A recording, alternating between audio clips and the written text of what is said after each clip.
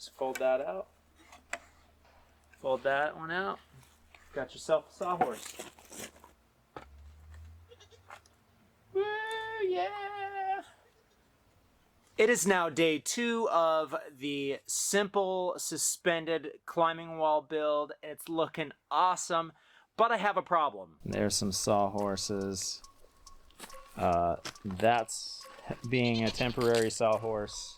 I'm running out of sawhorses, and I want to have this stuff elevated so it's off the ground and it's not getting stepped on. And look at this beautiful frame. To solve that problem, I went over to ClimberDad.com and I got these right here. This is some build plans for some really simple folding sawhorses. It only takes 2 2x4s to make one of these guys, and we're gonna build ourselves some sawhorses.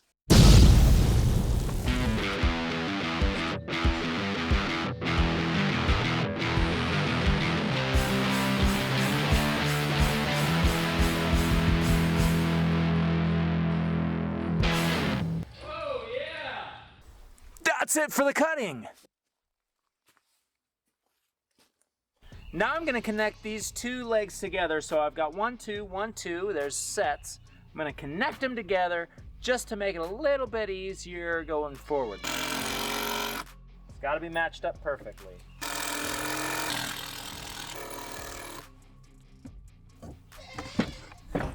Now we've got our pairs put together.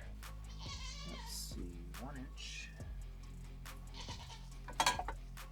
There's my center for that one. Too easy.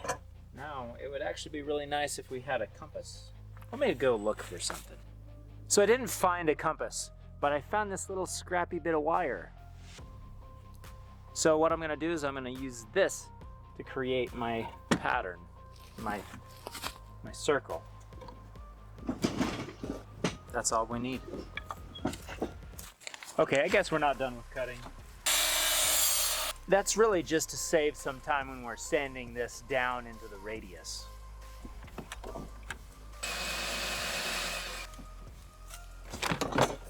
Now we need to drill this one. Now if you don't have one of these fancy jigs to drill a straight, perfectly hole, to drill a perfectly straight hole, don't worry about it.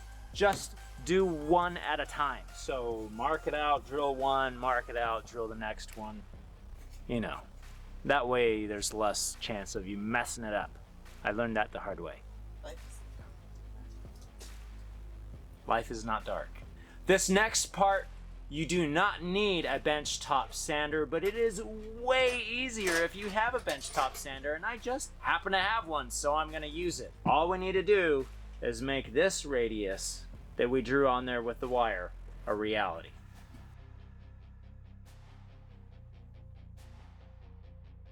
Hey, I'm recording. Oh, alright. Let me call Bear Slacker one more time. Slacker! Alright, you're good. It's a good thing that I've got these build plans because there is a cut that I almost forgot. It's not critical, but it does make it look a lot better, and that is coming across this top part right here, 3.5 inches, and then notching it down.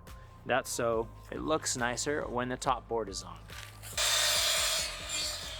See, that's easily forgotten, but it'll look nicer if it's there.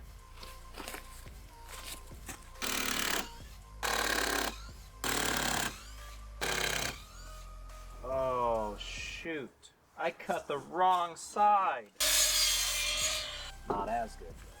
Okay, so you're gonna take the board that has the hole on this side that is not rounded at the top.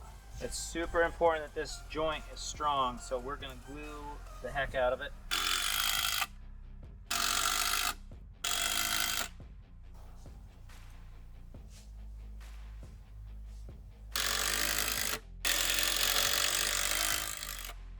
I went to the trouble of figuring out exactly where center would be. So let's do that. Should take this over to my assembly table. In fact, let's do that.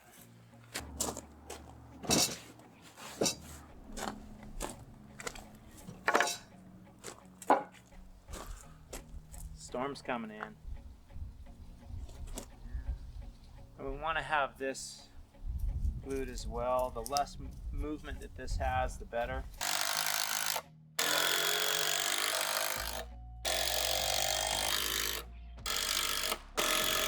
ideally, it'd be nice to have some plywood on here to give it some real good rigidity, but being as minimal as possible, this is the design. I'll flip this over. You want some carriage bolts, and the carriage bolts that you actually want, let me go back to my material list here. You want some 4-inch long carriage bolts, and I believe these are 6-inch. No, these are 7-inch carriage bolts. A little long, but they'll do the job. Go ahead and put one in there. Put one in there. That's crazy long. And then you're gonna take this leg, slide her there. This leg. Okay, so now that we got that in there, we're just gonna tighten this nut down until that sinks in all the way flat. It's getting, that head's getting pulled in. So until it feels pretty tight. Okay. And then you're going to want to do a half turn back. Maybe a little bit more in the half turn on that nut. Opens up. Make sure it opens up, but it's firm. Now we're gonna take a second nut, or we're gonna put it on here, lock that in place. You don't need carriage bolts this long. That's just what I had. I will replace these carriage bolts when I get to go down to the store next. The store's a long ways away. Okay, so now I'm gonna back off the first one, and I'm gonna tighten the second one. That's gonna lock down. There we go.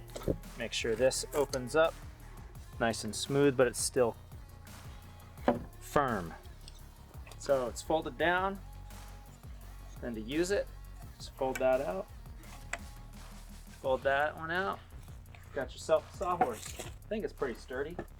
Glue hasn't dried yet, so it'll be a little bit more sturdy after the glue dries. Woo, yeah! I think it's good.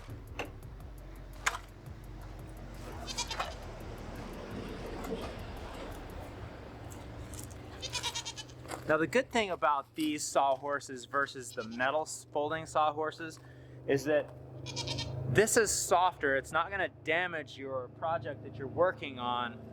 And you can also, if you hit it with your saw, it's not going to destroy your saw or the sawhorse. Unless you cut it in half, and then, well, you know. So there is some really simple, easy, simple sawhorse build. 2 2x4s, couple of bolts, and just a little bit of time.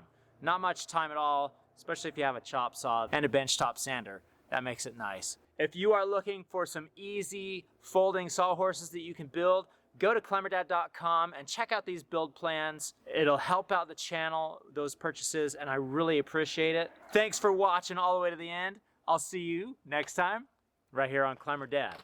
Now, let's get back to this build. Simple suspended wall, easy adjusting climbing wall for your home.